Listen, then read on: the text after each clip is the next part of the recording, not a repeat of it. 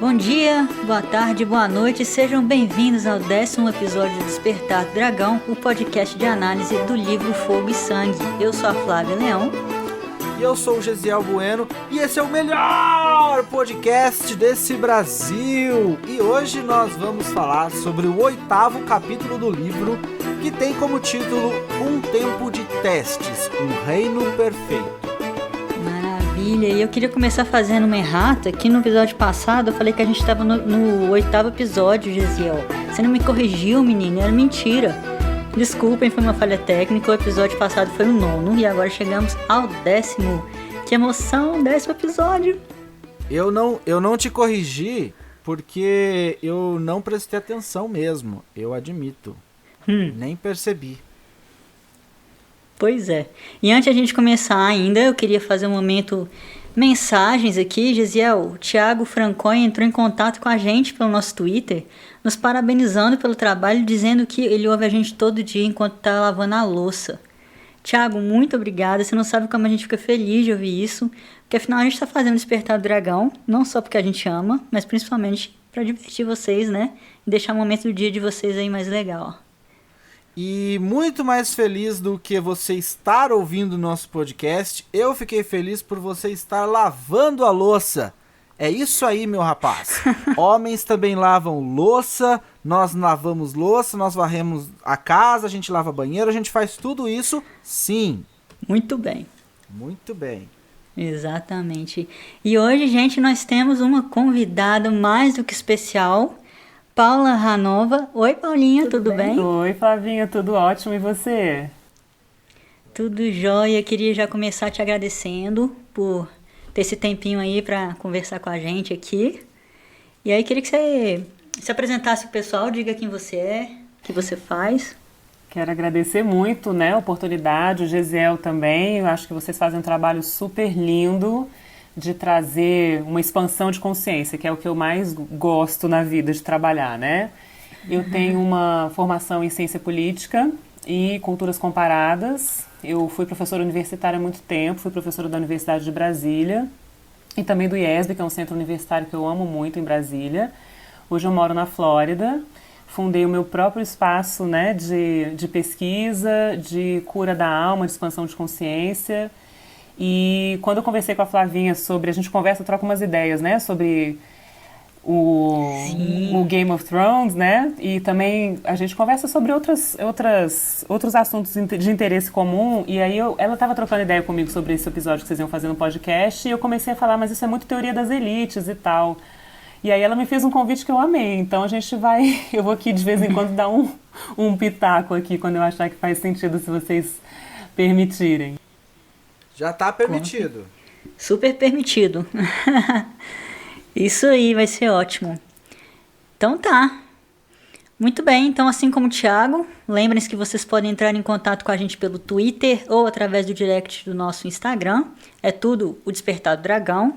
Ou, é claro, pelo nosso e-mail, contato@dragão.cinemae.com.br ou através do formulário do nosso site, dragão.cinemae.com.br. Cheio de possibilidades aí para vocês entrarem em contato com a gente. Preparados então, Gesiel? Preparadíssimo. Então vamos lá. Gesiel Bueno, por favor, a sinopse. A minha parte preferida. A minha também. Jaehaerys retorna a Porto Real nas costas de Meraxes para finalmente assumir o Trono de Ferro. Seu primeiro ato é mudar o pequeno conselho e ele traz um novo mestre das moedas estrangeiro, o Regodras. Quando tudo está preparado, ele manda chamar sua pequena rainha, Alysanne, e os dois se casam pela segunda vez. Mas temeroso da reação da fé e dos devotos, ele convoca 7 pregadores para falarem ao povo no que ficou conhecido como a teoria do excepcionalismo.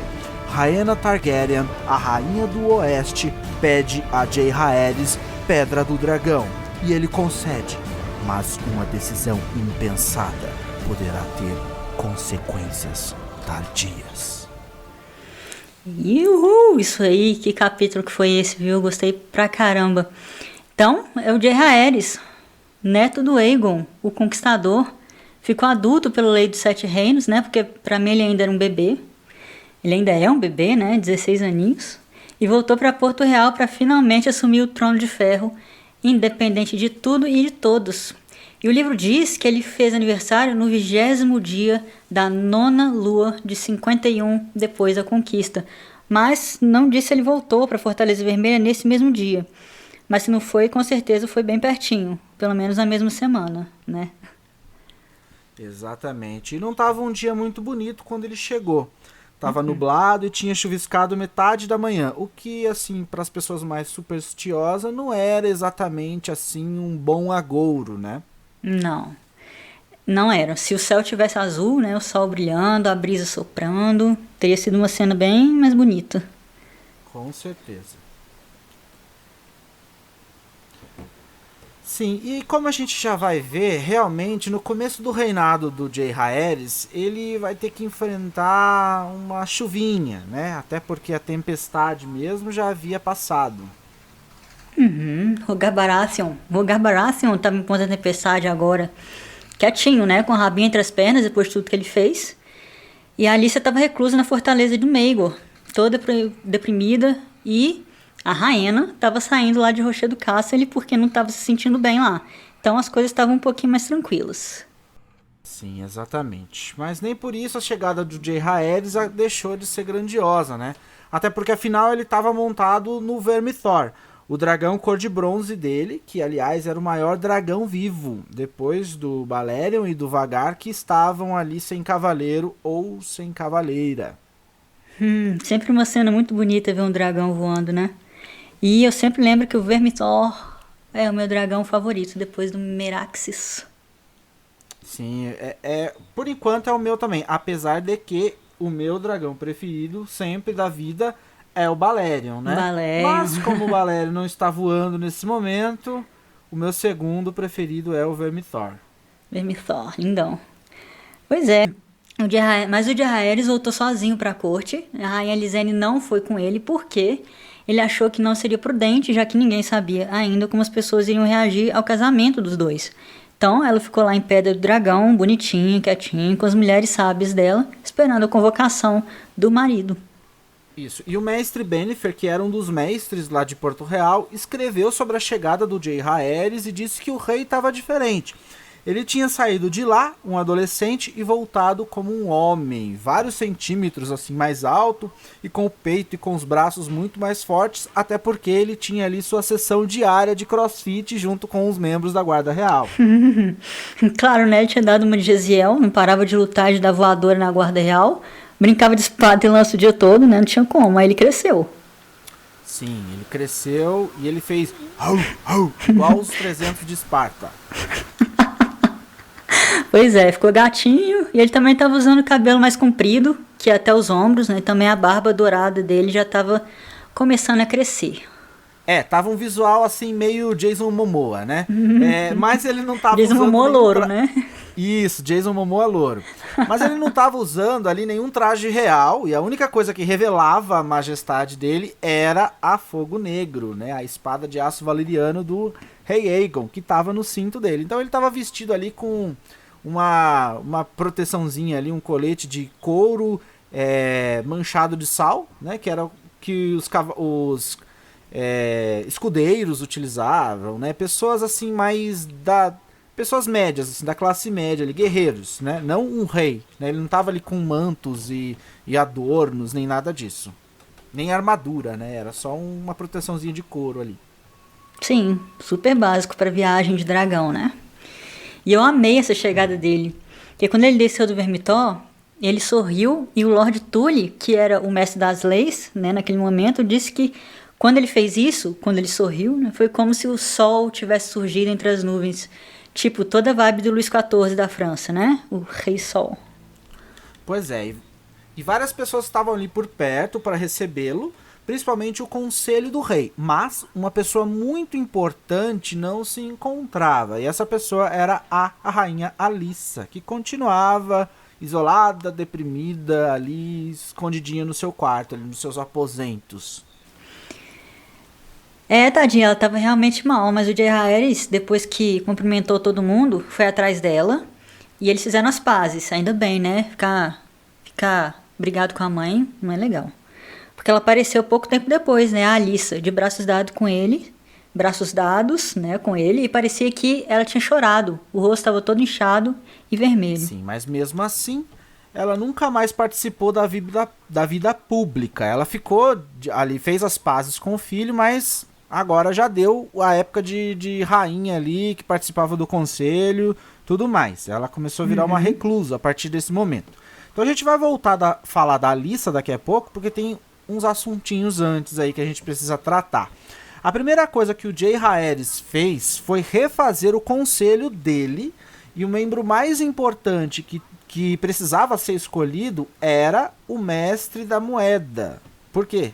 Fala aí pra nós, Flávia. Por que esse cargo é tão importante? Porque, como você se lembra, né, o Trono de Ferro estava sem dinheiro e precisava urgente de alguém competente para salvar a pátria. O Edward Celtiga estava sendo odiado pelo povo de tanto tributo que ele cobrava. Então, todo mundo amou quando ele foi mandado embora. E depois de procurar muito, o Jay Haeris foi encontrar a pessoa que ele estava procurando lá no Essos. E essa pessoa era o Rego Draz, um nome nem um pouco bonito, né, para os falantes da língua portuguesa, especialmente o nosso PTBR, diga-se de passagem. É verdade, parece, não sei porquê, mas parece nome de funkeiro, ou sei lá... Não sei.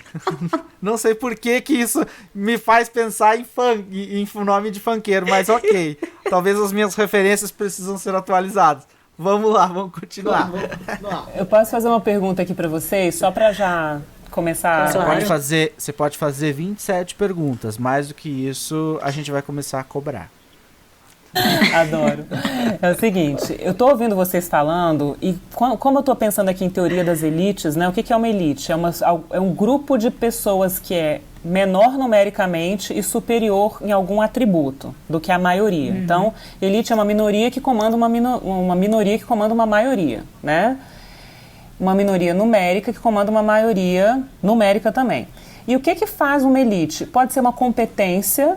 Por exemplo, essa que vocês estão falando aí do cara que era incompetente para administrar os recursos e quem tributa muito o povo não tem muita competência administrativa. Pode ser uma superioridade física, que vocês estão falando do bonitão aí, do meio Jason Momoa surfista, sei lá o quê, do cabelo louro, que é bonitão. E a outra lá, a mulher tem um título, né? Desculpa que a minha ignorância com os nomes... Ainda não sei esses nomes todos valerianos, eu tenho uma familiaridade com a história, mas eu não consigo decorar todos os nomes com essa capacidade, sagacidade de vocês. Mas sem problema. A mulher tem uma postura deprimida, embora ela tenha um título que a coloca na posição de elite, ela não tem um comportamento compatível com o que seria a posição dela, né? E isso vai gerar problema. Eu tô aqui só jogando lenha na fogueira para perguntar para vocês se faz sentido isso daí. Só contextualizando, ela tá deprimida por causa porque ela teve que romper o casamento dela, porque o marido dela, que era a atual mão do rei, ele conspirou para tirar o filho dela, que é o rei, tirar o filho dela do poder e colocar uma das irmãs. E aí, depois de tanto problema, ela acabou tendo que se rebelar contra ele e daí ela tinha problema, já estava com problemas com o filho, teve problemas com o marido, então por causa de tanto sofrimento, ela acabou se virando essa reclusa, entendeu? Sim, ele humilhou ela também, né, então... Eu pergunto pra vocês, gente, a pessoa que tem um cargo político, isso aí é teoria política pura. Pelo menos na Europa, tá? Outras culturas não têm essa pegada gélida, fria e cruel, na minha opinião. Mas, assim, as pessoas não têm direito a ter alma, entendeu? Essa coisa de que você sacrifica a sua alma pela vida pública. E ela está mostrando emoções, porque ela está sendo mais humana do que, assim, dentro da perspectiva europeia, rainha, né? E eu acho isso, plebeia no século XXI, acho isso lindo. Mas eu não sei como é que isso reverbera para os valores desse pessoal aí, né? Porque está espelhando, como a Flavinha falou, o Rei Sol, o que era a Europa medieval, a Europa renascentista, o que eram esses absolutismos, né?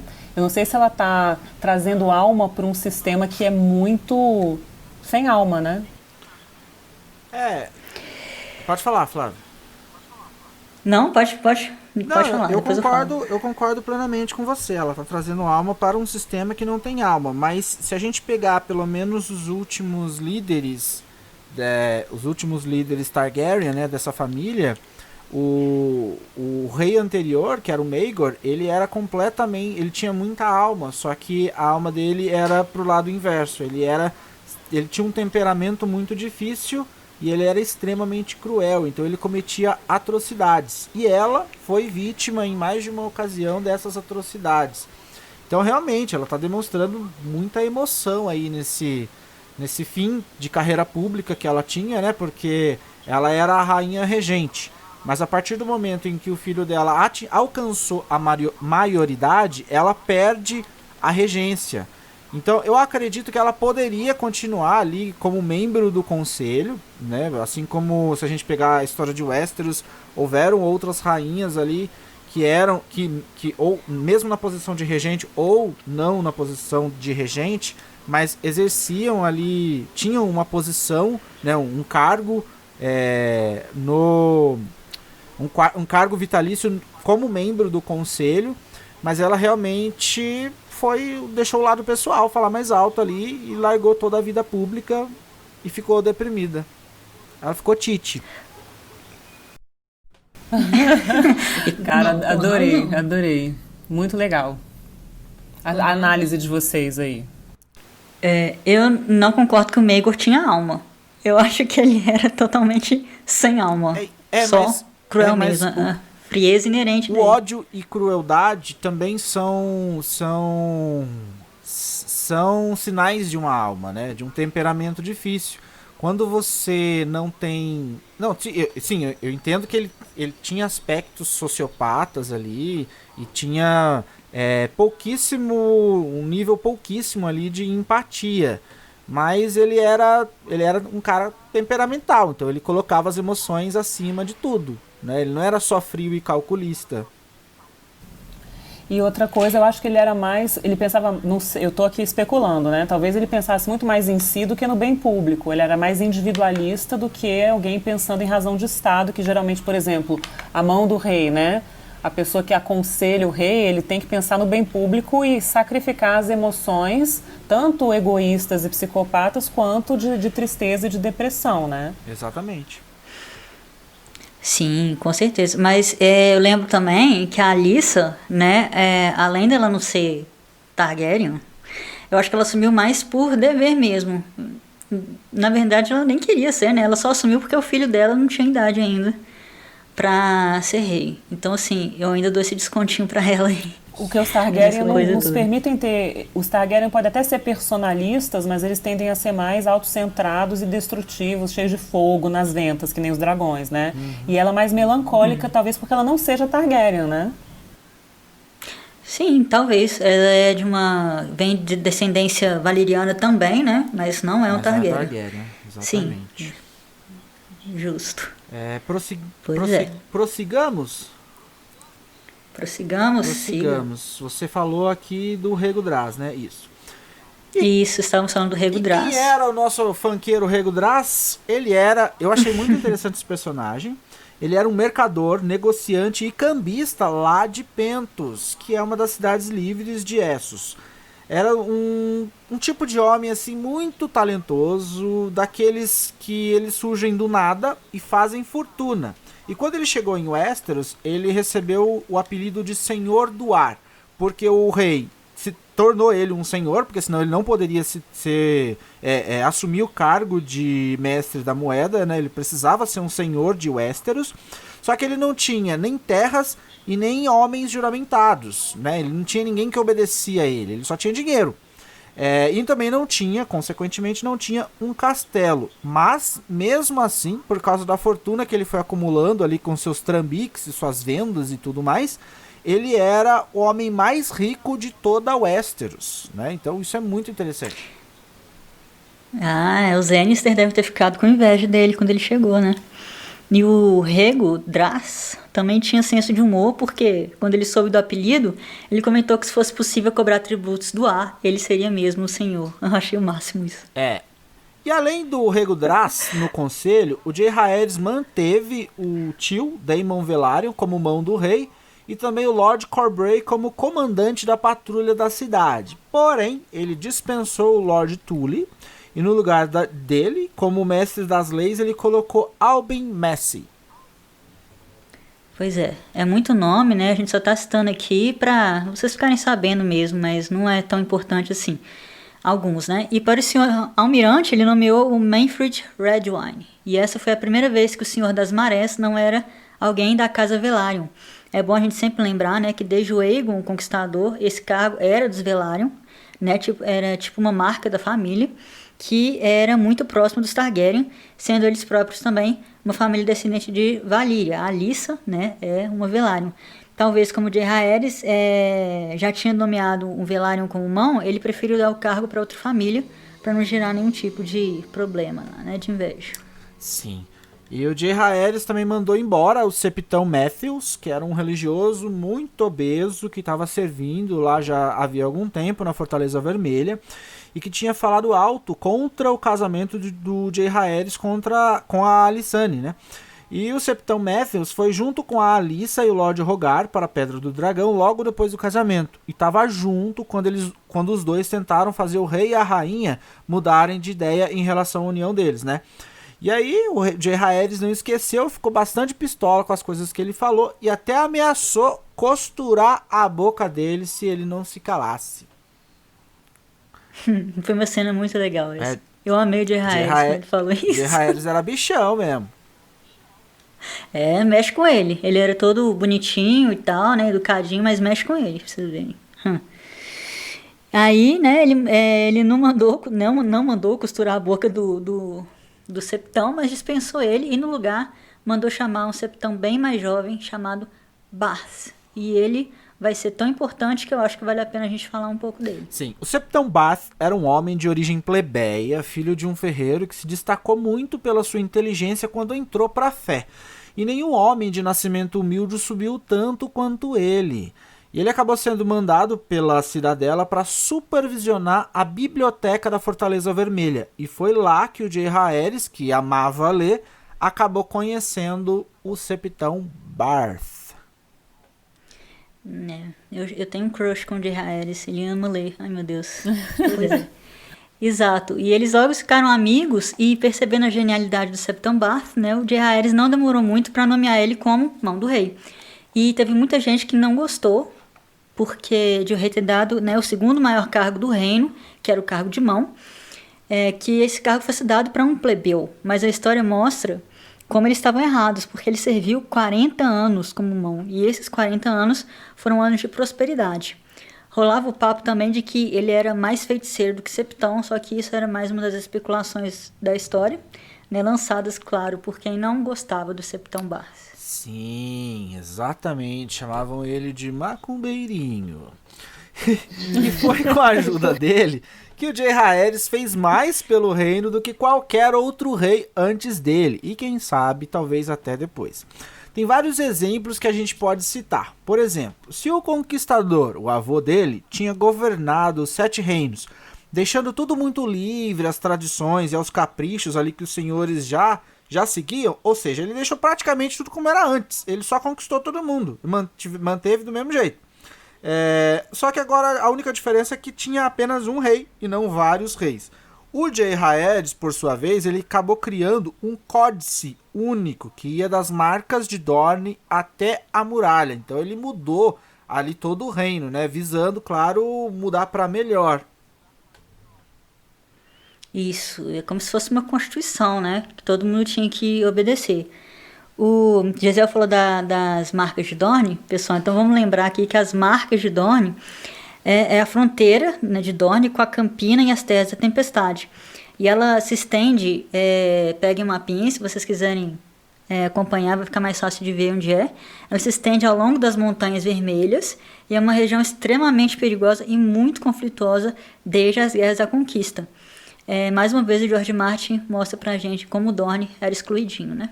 Exatamente. Gente, só uma perguntinha, assim, ou uma observação. Tudo que vocês estão narrando que está acontecendo, eu não sei até que ponto que isso é meio polêmico, mas é exatamente o que o Príncipe de Maquiavel seria. Não sei se vocês conhecem a obra do Maquiavel, sugiro que o pessoal dê uma olhada nesse livro, porque é o que ele falava. Unificar, trazer a paz para o público, ter uma pessoa competente para te aconselhar, que não seja puxa-saco. Ele falava que ele tinha horror de aduladores e que quem tivesse no poder tinha que ser aconselhado por pessoas desapegadas da matéria que visassem o bem comum.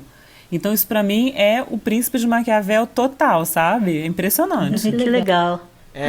Eu não me surpreendo porque o George R. Martin, ele busca muita inspiração ali na história da Europa medieval, né? Então, inclusive, as casas são um retrato assim, muito parecido com as famílias que a gente consegue observar ali na ascensão da Idade Média pro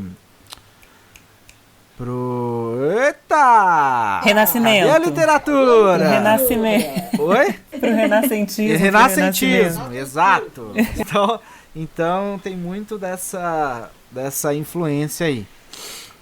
E dá pra perceber que ele tem... O que Game of Thrones pra mim é total realismo político, né? Que é aquela coisa de você não idealizar o ser humano, o que existe de mais visceral e cru vai aparecer ali nas personalidades, salvo raras exceções.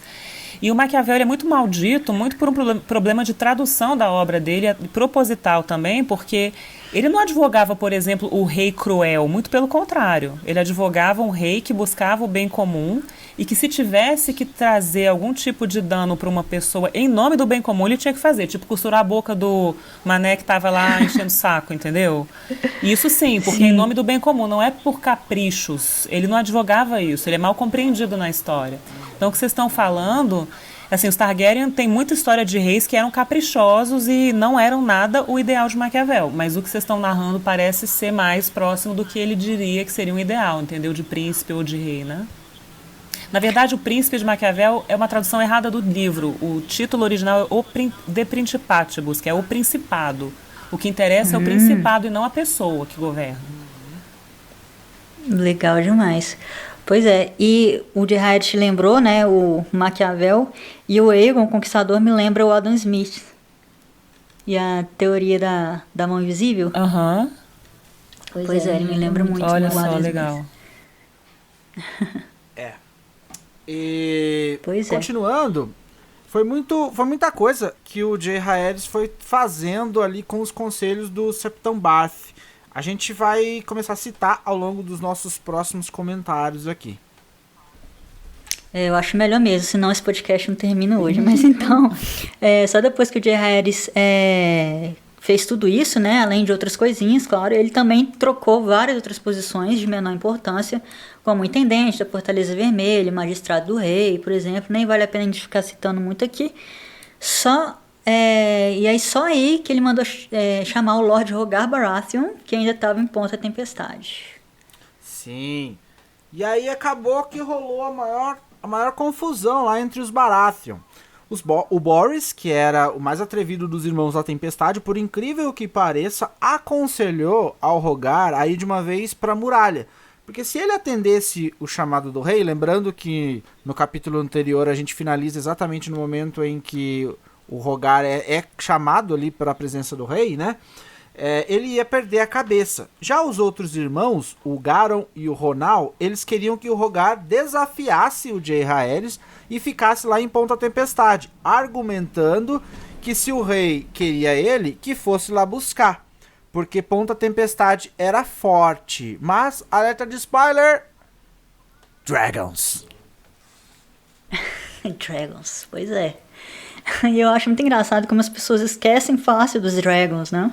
Os Targaryen tinham 3 sendo utilizados. O Vermithor, do J. Harris, a Asa Prata da Lysane e a Dreamfire da Rainha. Ou seja, é complicado esse desafio aí que o Garon e o Ronan propuseram, né? Mas felizmente para eles o Rogar lembrou tanto dos dragões quanto do que aconteceu em Harrenhal, quando o Balerion praticamente derreteu o castelo que era o mais forte que já tinha sido construído. Sim, e aí o Rogar atendeu ao chamado do J. Harris e foi para Porto Real somente com uma comitiva com 6 cavaleiros acompanhando ele. Cavaleiro é quem dá a mão para a mulher sair do carro. Quando ele chegou no Salão do Trono, tinha pouquíssimas pessoas. E o Jaehaerys estava lá sentado no trono. Só que, na verdade, o Jaehaerys ele não fazia nada ali ao léu, né? Não era nada de qualquer jeito. Então tudo ali era de caso pensado. Então havia um sentido de ele estar sozinho ali. Cara, essa cena é muito foda. Tipo, o Jaehaerys deixou o salão do trono, que era imenso, né? Gente, imagina um salão muito, muito grande, mas muito mesmo, com o pé direito gigante também. Esse era o salão do Trono de Ferro. E o Jaehaerys deixou ele quase vazio, né? Tava lá só ele, o conselho, e alguns cavaleiros da guarda real, ou seja, isso era uma forma de mostrar pro Lord Rogar que o que ele tinha feito tinha tornado ele insignificante, né? Tipo, não tem ninguém aqui que queria saber de você. Então, sem dizer nada, o Jaehaerys humilhou o homem bonito. Foi sensacional. Sim, e ele acabou se humilhando ainda mais, né?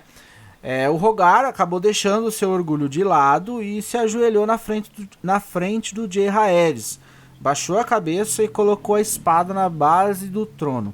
O que aconteceu depois foi muito interessante, porque o Jaehaerys já sabia o que ele ia falar. Ele conhecia o Rogar. E na verdade, o Jaehaerys ele não deixava de estar certo. Raramente ele deixava de estar certo, né? Eu acho.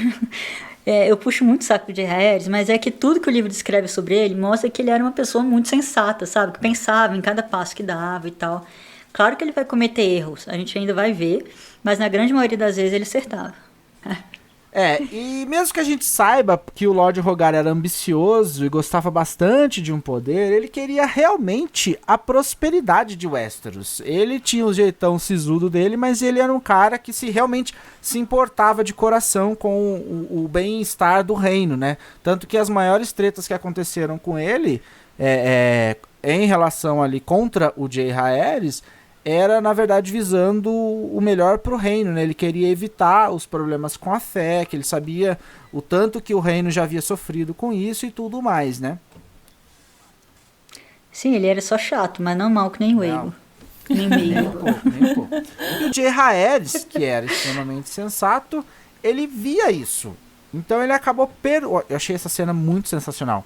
Ele acabou perdoando o Rogar Baratheon, o que acabou surpreendendo o Rogar, né? Porque ele tava assim super certo que ele já ia perder a cabeça mesmo, ou que ele ia acabar indo para a muralha, né? A melhor das hipóteses seria ia acabar tendo que viver o resto da vida na muralha.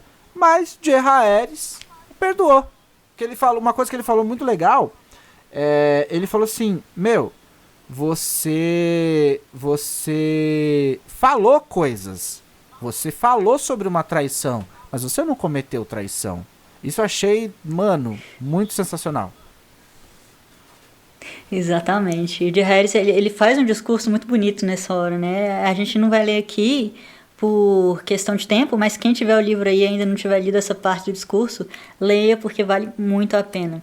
Mas basicamente ele fala que se o Rogar quisesse pra muralha, ele podia ir, que ele não ia impedir não, mas que queria ele na corte, ajudando o governo do Westeros. Ele falou: eu preciso de homens que estejam dispostos a trabalhar e dar a vida para o meu reino. Você é um desses homens? E o Rogar falou: eu sou. E aí o Rogar ficou todo emocionado, com lagriminhas nos seus olhos, e até ofereceu reféns pro Jaehaerys como garantia de que ele ia cumprir a palavra, de que agora ia ser totalmente leal a ele. Só que nessa hora acontece um negócio muito sensacional, porque o Jaehaerys desce do trono e fala assim: chega aí, meu brother, e leva o Rogar até o pátio onde estava nada mais nada menos do que o Verme Thor. E ele começa a fazer carinho no dragão e fala: nossa, ele tá ficando maior a cada dia. Pode ficar aí com seus sobrinhos, com as suas sobrinhas. Por que eu ia precisar deles? Eu tenho a sua palavra e é só isso que eu exijo. Só que, na verdade, as palavras que o rei estava falando sem falar era: mano, eu não preciso de reféns. Eu tenho esse dragão aqui, ó. Faz alguma coisa pra você ver o que acontece. E o Rogar Baratheon, mesmo que essas palavras não tenham sido oralizadas, ele ouviu essas palavras. Sensacional. Jay Haeris, o homem das entrelinhas. O cara realmente sabia falar sem falar nada.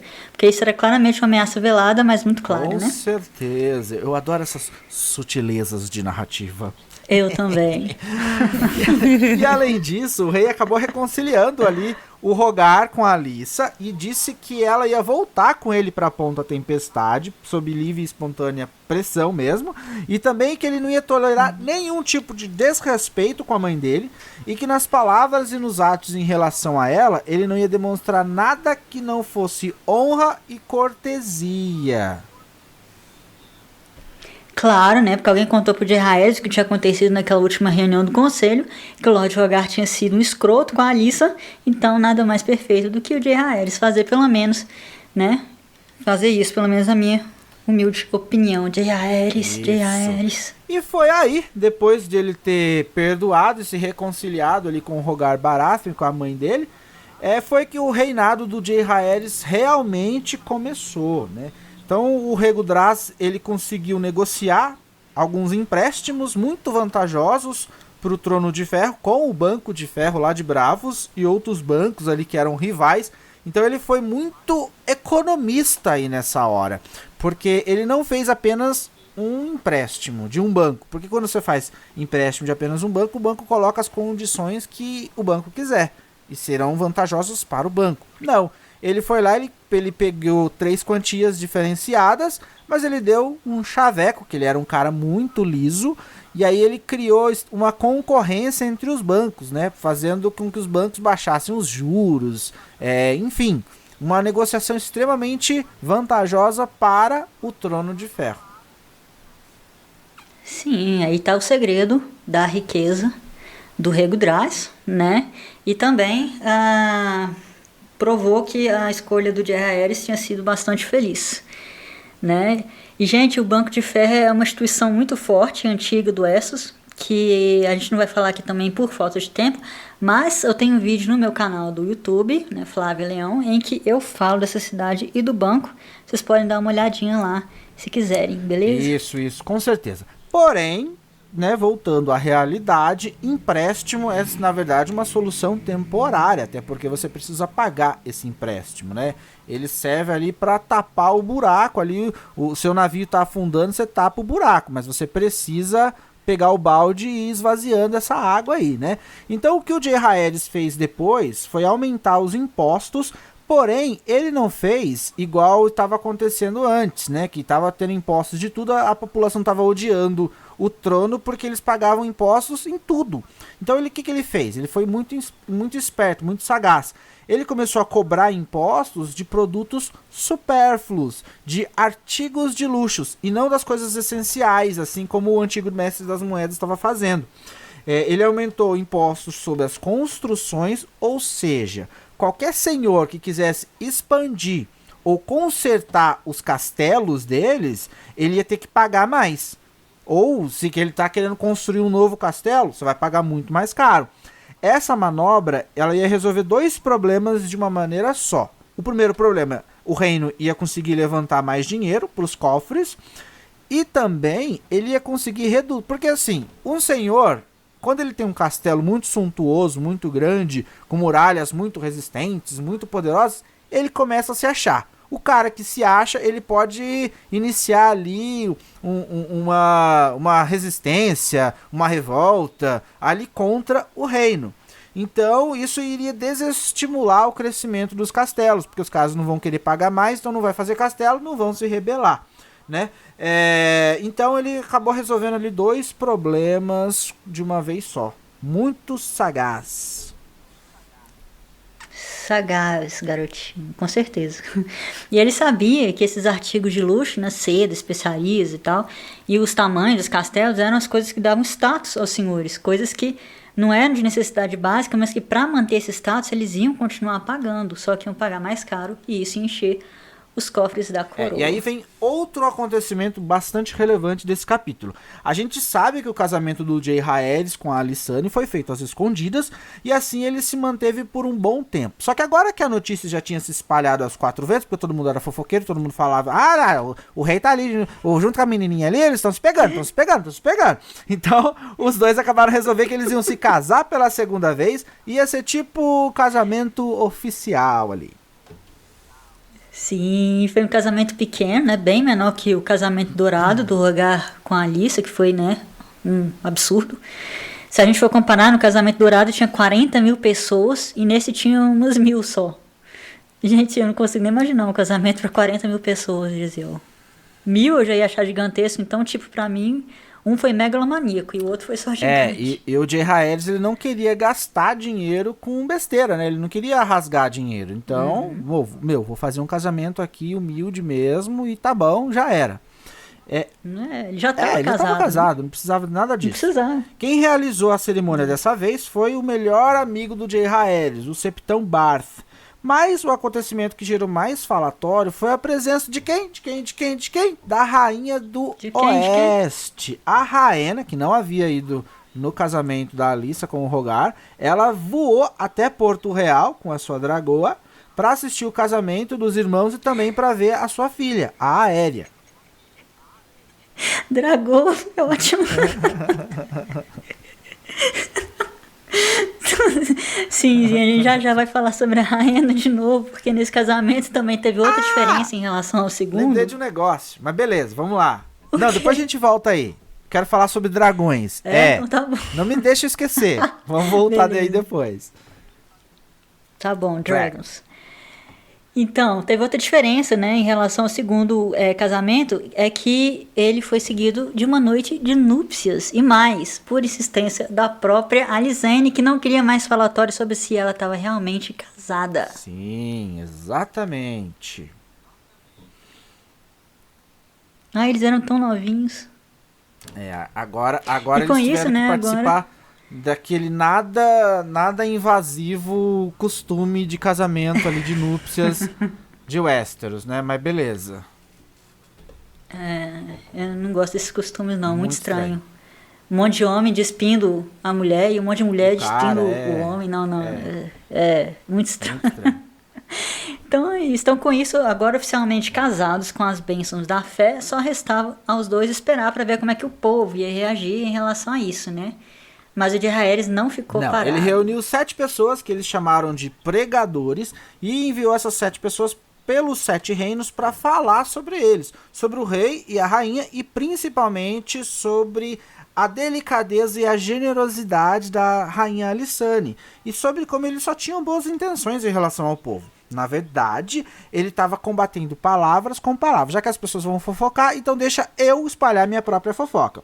A ideia era, se os sermões funcionavam com os septões e os septões da fé, por que não com os Targaryen, né? Já que os septões iam falar mal, então que ele tivesse os pregadores dele para falar bem.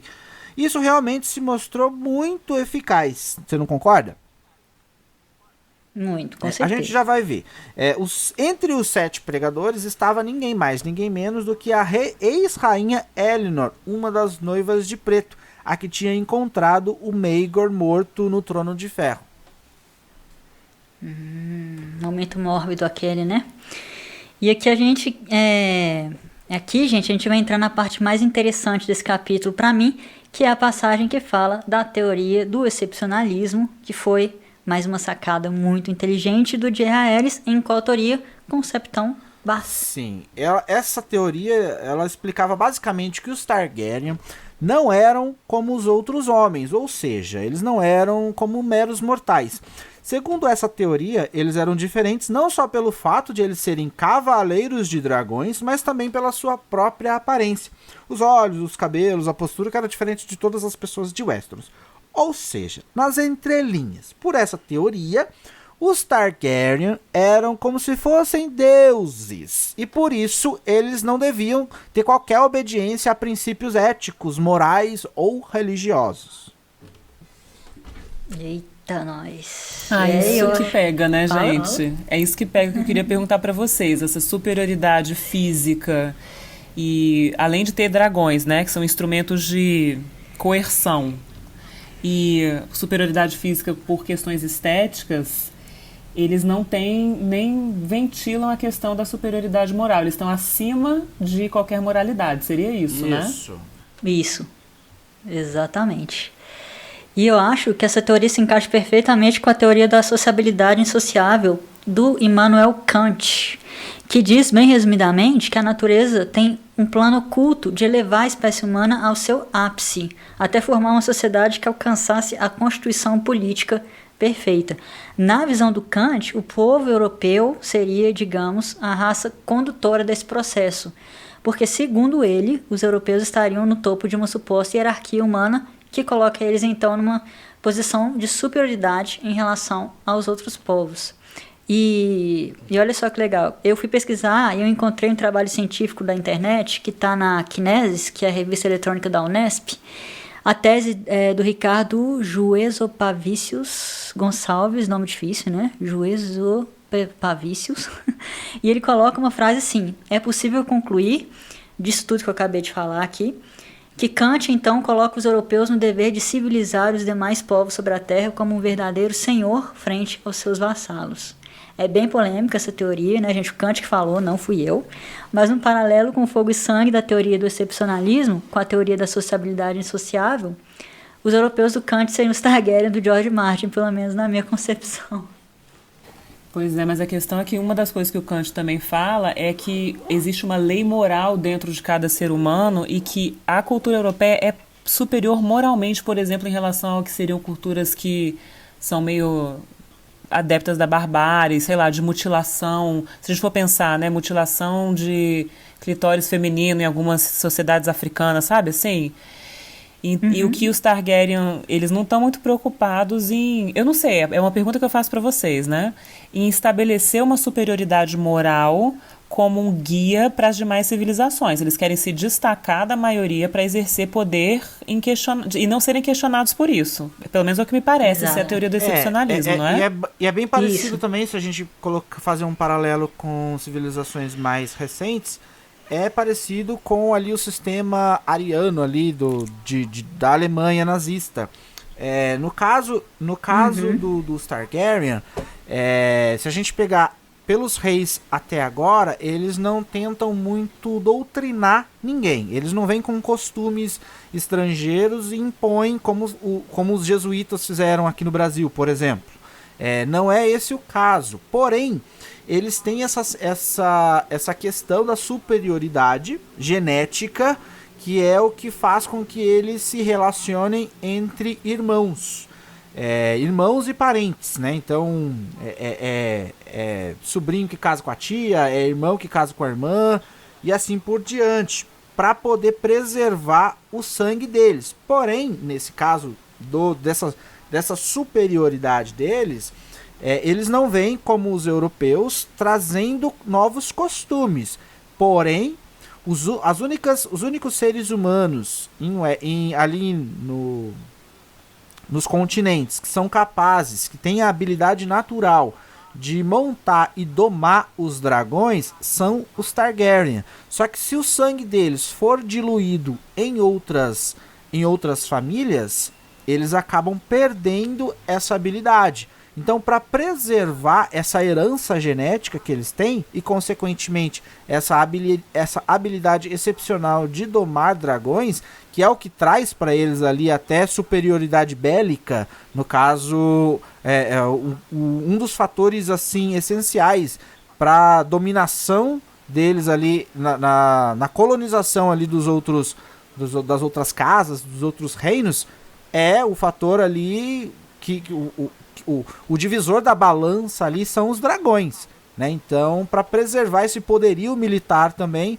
eles mantêm ali esse costume de casar irmão, parente com parente. Só que isso é visto como abominação em Westeros. Entende? Sim. Até porque a fé dos sete, né, que não permitia. E eles tendo essa fé como guia, né? Eles seriam aberrações, e aí por isso surgiu essa teoria aí. Para legitimá-lo sem muito questionamento, né? Exatamente. Com os costumes antigos. E tudo isso acabou sendo para justificar o casamento do Jaehaerys com a Alysanne, uma vez que, sendo eles superiores, descendentes do povo valiriano, todas as leis que diziam que o incesto era errado e tenebroso e hediondo não podia se aplicar a eles. Lembrando assim que essas leis vinham da fé dos Sete e que essa fé nasceu com os Ândalos, lá na colina dos Ândalos, em Wessos, que era um povo considerado inferior aos valirianos, dos quais os Targaryen eram descendentes. E quanto ao fato de os Targaryen serem capazes de domar dragões, isso quer dizer alguma coisa sobre eles, né? Como a gente já comentou aqui. E eu só consigo pensar que essa é a mágica mesmo que o George Martin quis dar para esse povo, né? Os valirianos. E eu também acho que vale até a pena a gente ler o trecho do discurso que os Sete do Jaehaerys proclamavam para os senhores do Westeros. Lê pra gente, Eziel. Abre aspas. Um Deus nos fez todos ândalos e valirianos e primeiros homens. Mas ele não nos fez todos iguais. Ele também fez os leões e os aurochs, ambos animais nobres. Mas certos dons ele deu para um e não para o outro. E o leão não pode viver como um auroch e nem um auroch como um leão. Para você, deitar-se com a sua irmã seria um pecado horrível, Sir. Mas você não tem sangue de dragão, assim como eu não tenho. O que eles fazem é o que sempre fizeram, e não cabe a nós julgá-los. Bonito, né? Quase me convence. Quase né? me convence. Não me convence, Quase não. me faz de trouxa. É tão bonitinho aos meus ouvidos que quase me faz de trouxa. Fico até com vontade, sim, concordo com vocês. Só que não, né, gente? Plenamente. Isso aí é muito nazista pra mim, muito nazista pra mim. Eu entendo porque, né, se eu fosse um Targaryen, eu não ia querer perder meus dragões, mas ao mesmo tempo é muito hipócrita, muito nada a ver. Totalmente. Pois é, e foi assim, né, com palavras e não com guerras, que o Jaehaerys conseguiu resolver finalmente a questão do casamento dele com a Alysanne. E eu acho os dois muito fofos, né? Eu já falei isso, mas eu reitero aqui. E ele teve que se voltar para um problema que iria se tornar o mais difícil de todos, então, que é a irmã mais velha deles, a Rhaena. Sim, porque ela estava sem lugar para ficar depois que saiu de Rochedo Casterly, fugindo da hospitalidade cheia de segundas, terceiras, quartas e quintas intenções de Lyman Lannister. Depois que ela saiu de lá, ela ficou passeando por Westeros num tipo de turnê real, de castelo em castelo, até que ela foi para Porto Real para o casamento dos irmãos. E quando ela foi conversar com o Jaehaerys, resolveu fazer um pedido bem pequenininho. Ela pediu Pedra do Dragão, dizendo, assim, até com um jeitinho, que ela tinha direito ao castelo, até mais direito do que o próprio Jaehaerys. Cara, dava pra ver que a Rhaena tá bastante cansada de tudo isso, né? Ela é uma personagem com quem eu me solidarizo muito, tadinho, porque praticamente tudo na vida dela deu errado. Se a gente for pensar, desde o casamento dela com o Aegon, ela ficou sem uma casa, né? Sem lugar pra chamar de seu, sempre vivendo de favor no castelo de outros senhores. Depois ela ficou viúva, foi obrigada a casar com o Aegon e ficou viúva de novo e voltou a viver de favor. Então, ela estava realmente cansada de ficar sempre correndo de um lado pro outro, né? Pô, devia estar pensando assim, cara, onde eu vou? Eu sou assediada porque eu sou um partidão, né? Sou da família real, porque eu sou uma rainha, e também por causa dos meus ovos de dragão. Que inferno! Eu quero Pedra do Dragão, que afinal de contas sempre foi minha casa e é minha por direito. Então, depois do casamento de Jaehaerys com a Alysanne, ela foi lá falar com o irmão, e o Jaehaerys, depois de pensar bastante, acabou consentindo com o desejo dela. Sim, só que ele acabou dizendo que Pedra do Dragão ia ser um presente dele e não tipo uma reintegração de posse da Rhaena. E ele fez isso porque, na verdade, permitir que a Rhaena tomasse Pedra do Dragão como um assento por direito poderia ser visto como a criação de um novo reino, e dividir o Westeros era a última coisa que todo mundo queria. Já gastou maior tempo, maior energia para transformar o Westeros num país só, né? Então a Rhaena acabou concordando com essas condições, só que ela pediu outra coisinha também. Ela pediu a Aérea, a filha dela. Ela queria a Aérea de volta e o Jaehaerys também concordou. Só que dessa vez, rápido demais. Uhum. Sim, porque eu nunca é demais lembrar que a Aérea era a herdeira, né? A sucessora admitida dele, do Trono de Ferro, já que o Jaehaerys e a Alysanne ainda não tinham filhos. E essa decisão vai ter consequências mais pra frente. Mas essas são cenas do próximo capítulo. Sim, e depois de tudo isso, as coisas acabaram ficando bem de novo. O governo de Jaehaerys começou a fluir assim de vento em popa, com a Alysanne governando do lado dele e participando até mesmo das reuniões do Pequeno Conselho. Só que não foi bem visto assim no começo a presença dela pelos outros membros do conselho. Claro, ela era mulher, sabe como é, né? Mas depois de um tempo ninguém ligou mais pra isso. Pelo contrário, porque a Alysanne era tão querida e tão fofa que a voz dela começou a ser bem-vinda sempre. E nem foi só isso também não. Ela começou a trazer vida pra Fortaleza Vermelha de novo. Que era uma coisa que não existia na corte desde que o Maegor tomou a coroa, né? E nem durante a regência, porque o Lord Rogar não era um homem que a gente pode chamar de alegre, né? E era tudo muito cinza. Aí ela começou a falar assim, gente, vamos dar uma cor nesse lugar aqui, ó. E aí começou a trazer tapeçarias e decorações e começou a deixar a fortaleza ali mais colorida, mais cheia de vida. Começou a colocar umas artes, umas coisas ali. Começou a deixar tudo mais bonitinho, né? E aí as coisas começaram a ficar ainda melhores quando a Alysanne anunciou, no ano 51 depois da conquista, olha só, que ela estava grávida do primeiro filho do casal. Ou seja, tem herdeirinho aí na área. Ah, isso aí. Eles mereciam, né? Depois, eu acho eles muito novinhos, né? E continuo falando isso, mas eles mereciam.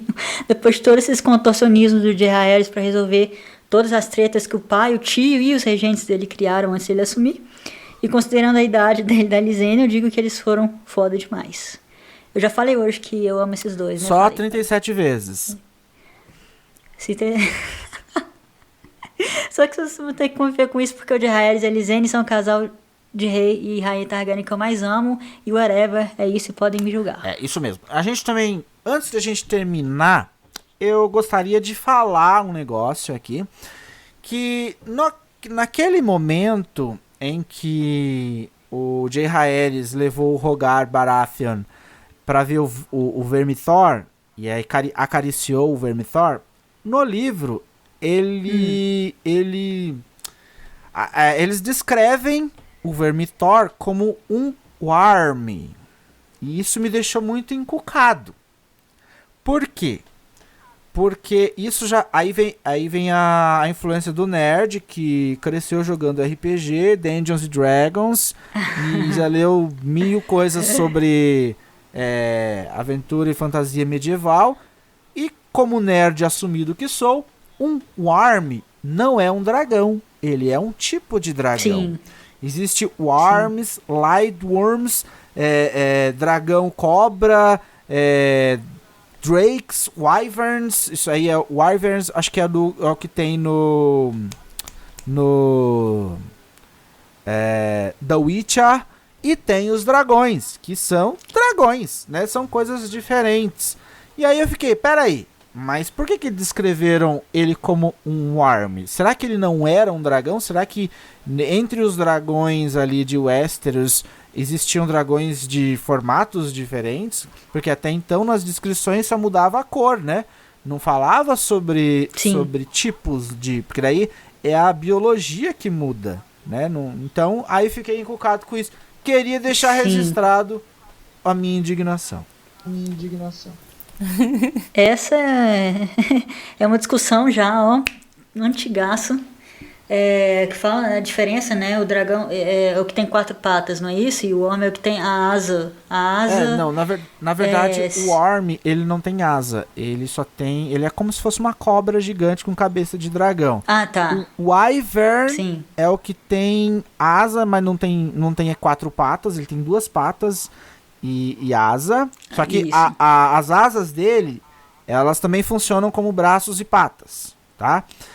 Tem o dragão que tem as 4 patas, então ele usa ali ele é quadrúpede, mas ele usa ali as 2 primeiras ali como garras, tipo uma onça. E também tem a cabeça de dragão e o par de asas ali, que são as asas tipo de morcego. Esse é o dragão. Mas aí tem vários outros tipos. Tem dragão que é como se fosse o dragão, mas não tem as asas. Tem os outros que só tem as asas e assim por diante. Por exemplo, tem o dragão que só tem as asas e não tem nenhuma pata. Ele é como se fosse uma cobra com asas e cabeça de dragão. Enfim. Fica aí registrado. Tá certo. É isso aí mesmo. O do George Martin é esse que tem as asinhas e só 2 patas traseiras. Mas são chamados de dragons. Mas não são dragons! É isso aí. Tá certo. É isso aí. Então a gente vai ficando por aqui, né? Chegamos ao final do 10º episódio. Lembrando aí pra vocês espalharem o Despertar do Dragão por aí. Fala pra tio, pra tia, pra namorada, pra amante, pro peguete, pro vizinho, pra empregada, pra todo mundo, pro cachorro. E claro, né? Continua acompanhando a gente aqui e acompanhando, claro, a saga dos Targaryen. Saga que a gente ama, isso mesmo. Falem pra todo mundo, pessoal. E daqui a 15 dias a gente volta com a continuação do reinado do Jay Haeris pra vocês, porque tem bebê chegando, Gesiel, Paulinha. Meu Deus, a dança dos dragões tá se armando. Maravilhoso, gente. Muito legal. Onde que você viu um podcast que tem convidados, que tem cultura, que tem uma voz sexy para animar a sua sexta-feira? Onde você já viu isso? As pessoas, você tem que falar desse podcast para as pessoas, sério. Tem que valorizar mesmo, é maravilhoso. Obrigado, Paulinha. Concordo plenamente. Paulinha, foi um prazer ter você, viu? Você pode voltar sempre que quiser. Mato à disposição, eu adoro, a Flavinha sabe, ela é a mega expert e eu vou navegando na narrativa, adorei o Gesiel também, com várias ideias muito de expansão, assim, gente, eu amei, tô super grata e a hora que vocês quiserem tô de volta, eu vou amar. É semana que vem, grava brincadeira. Maravilha. Adoro, vamos marcar. Exatamente. Então é isso aí, galera. Então a gente volta com mais pra vocês daqui a 15 dias. Eu queria fazer uma proposta rapidinho antes da gente encerrar. Vamos, Gesiel, fazer tipo uma frase de encerramento? Porque tchau, falou, valeu, é muito comum. Que tal? Não, Dracarys já é muito comum. Eu amo Dracarys, né? Valar Morghulis. Valar Morghulis também é. Mas tem a resposta. The Winter's Coming. Valar... Não, do Winter's Coming é o mais comum de todos. Um Lannister sempre paga suas dívidas. Do Aerys? Não, isso é o termo das famílias, tem que ser o mais legal. Que tal Valar do Aerys, que significa todos os homens devem servir? Como é que é? Valar? Do Aerys. Valar do Aerys. Demorou então. Valar do Aerys. É bonito. Bonito, né? Gostei. Valar Morghulis, todos os homens devem morrer. Valar do Aerys, todos os homens devem servir. Então pronto. Decidido, nossa despedida vai ser Valar do Aerys. Valar do Aerys.